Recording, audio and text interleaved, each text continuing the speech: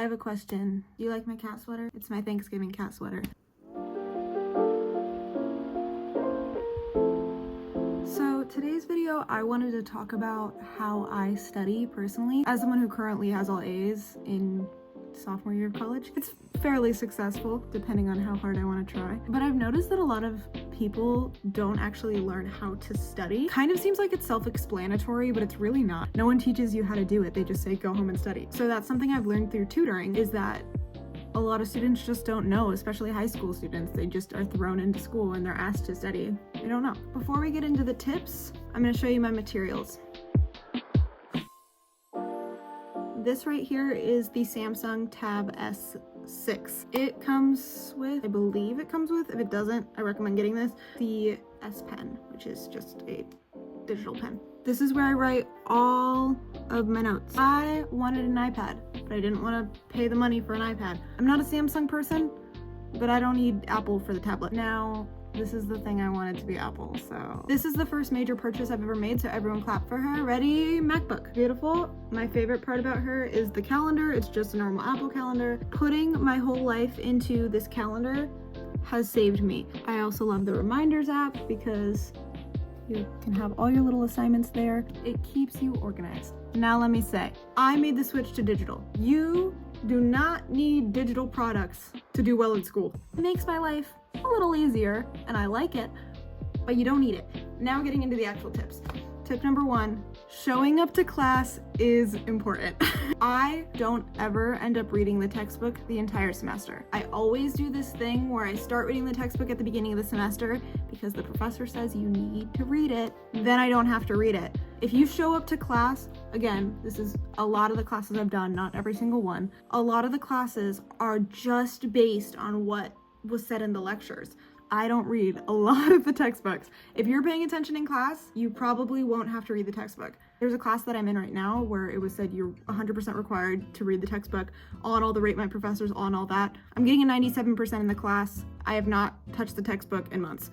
Tip number 2, study guides. This is the biggest thing. If you take away one thing from this entire video, this is the thing. If your instructor does not give study guides, make your own. Ask your professor or your instructor at the beginning of the semester, at the beginning of the school year, do you give study guides? If they don't, do this. If they do, use their study guide. The way to do this is whenever you're going to lecture, this is specific to college, but even in high school, this can be something you do. Pay attention to the headers in their presentations. Like if it says topic, bullet points, write down topic and just keep it on a piece of paper or something on the side.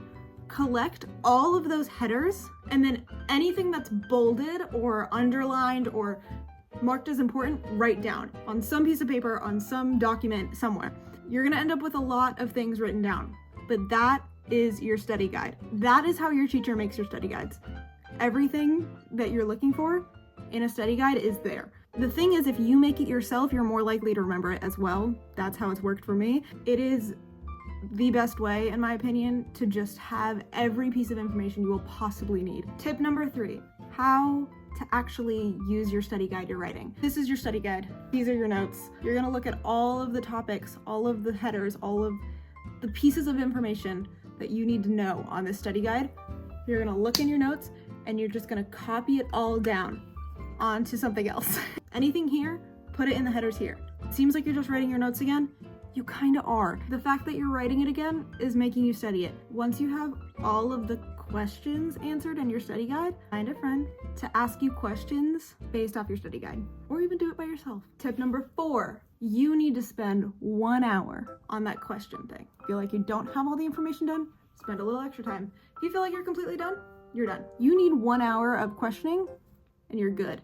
Unless your study guide ends up being 30,000 pages long, that hour is enough for you to study. After writing all that information down again, that was your real studying. The questioning is just a practice exam. Tip number 5, final tip. When you are studying, it's preferred